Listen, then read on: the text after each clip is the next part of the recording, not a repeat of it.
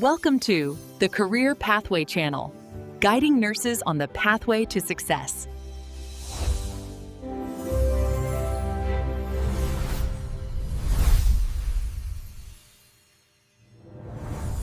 Hello, great nurses. Welcome to the Career Pathway Channel, where we guide nurses on their way to success. In our previous module, we looked at communication, process of communication, why we communicate, code mixing, code switching, dissonance, interference, and so on. So in this module, we'll be looking at how to make oral presentation. Remember, don't forget our priority cycles from what we said earlier. This red indicates the ones you must know for your exams, and this orange indicates the one that's good for clinicals that you need to know. And this green one indicates the one you should go through later for additional knowledge. So how to make oral presentations. Now we have specific objectives for each module, remember. So first one here is to label a diagram of the organs of speech. Second one, describe the functions of the organs above in speech production. And 3, list the phoneme of English. Fourth one, explain the principles of effective speaking. Example, correct use of stress, rhythm, and intonation patterns. So the first objective is to label a diagram of the organs of speech. Now here is the organ of speech. So you have to take a look at this diagram very well. You can pause the video and look at it well. We have the tooth ridge, tip of tongue, soft palate, hard palate, nasal cavity, back of tongue, front teeth, vocal cords, lips. And in the second diagram here, you can also see we have some parts that are labeled here that is not in this first diagram. So just look at them very well. So now, how sounds are produced. There is a process involved whenever a sound is produced, and that's what we are looking at here. So we speak by moving parts of our vocal tract. These structures include the lips, the teeth, mouth, tongue, and larynx. So the larynx, which is also known as the voice box, is the basis for all the sounds we produce. It modifies the airflow to produce different frequencies of sound. So changing the shape of the vocal tract and airflow makes us able to produce all the phonemes of spoken language. So sound produced, there are 2 basic categories of sound that can be classified in terms of the way in which the flow of air through the vocal tract is modified. First one is vowels. Second one is consonants. What's vowel? These are phonemes that are produced without any obstruction to the flow of air. Then consonants, these are phonemes that are produced with some kind of modification to the airflow. All right. Now then we also have semi-vowels. Semi-vowel, usually nature is not as clear-cut as all that, and we do make some sounds that are somewhere in between these 2 categories. Such sounds are regarded as semi-vowels. So let's move on to the next objective, which is describing the functions of the organs of speech production. Now, we'll begin with the pharynx. So in phonetics, the pharynx is the part of the vocal tract located at the back of the throat, just above the larynx and below the soft palate. So you can look at it here. It's located at the back of the throat, above the larynx and below the soft palate. See your larynx here, so it's above the larynx and below the soft palate. So the pharynx is the tube that connects the nasal and oral cavities to the larynx. So the pharynx forms the back wall of the nasal cavity and mouth. It connects the nose and mouth to the larynx, which provides passage to the esophagus and the windpipe. So as shown in the diagram, the structure of the pharynx is simple. The pharynx structure is divided into 3 main component parts based on the surrounding structures. So in that note, we have the laryngopharynx, the oropharynx, and the nasopharynx. So the laryngopharynx, if you put your hand on your throat and then swallow, you can feel a hard structure move beneath your hand. This structure goes by a few different names. Some people call it the Adam's apple, others call it the voice box, and most scientifically, the larynx. So the larynx is an organ made of bone and cartilage located at the center of the throat and containing the glottis. The flap of cartilage called the epiglottis divides the top of the larynx from the bottom of the laryngopharynx. The laryngopharynx is the lowest part of the pharynx situated near the larynx. So the laryngopharynx contains the roots of the tongue, the tonsils, and the back wall of the throat. Its job is to transport air that comes through the larynx toward the upper levels of the pharynx. So for knowledge sake, the root laryngo means of the pharynx.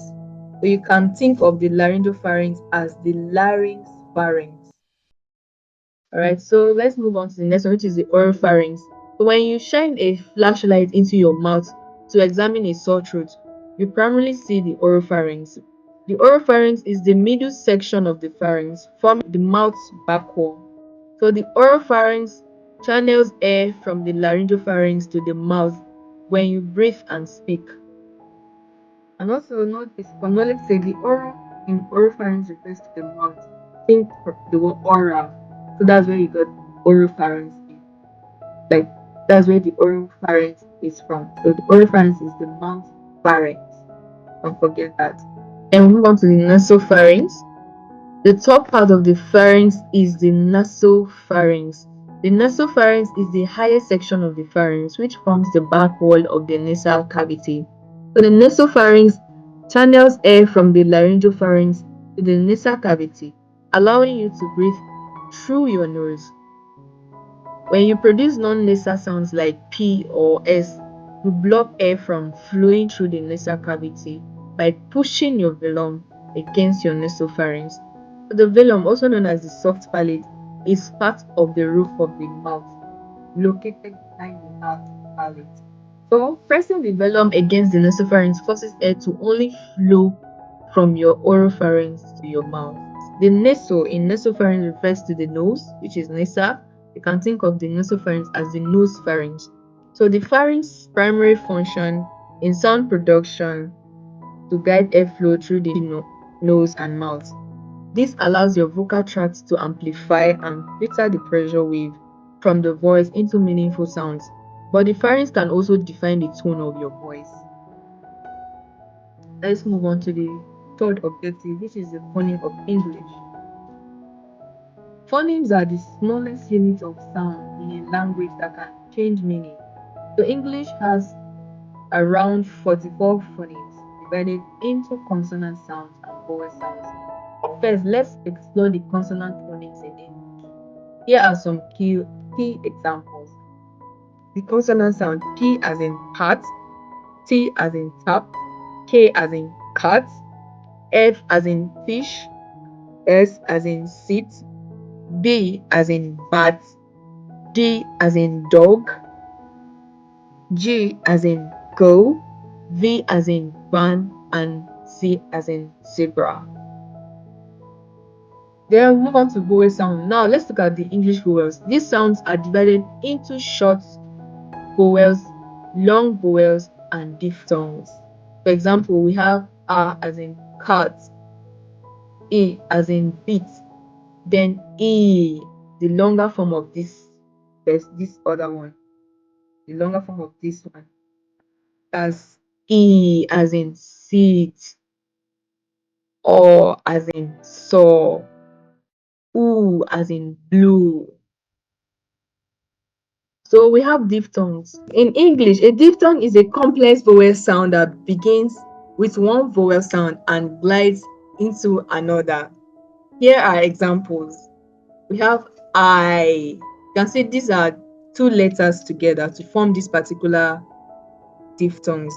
So we have I as in my, A as in say, Oi as in boy, then O as in go.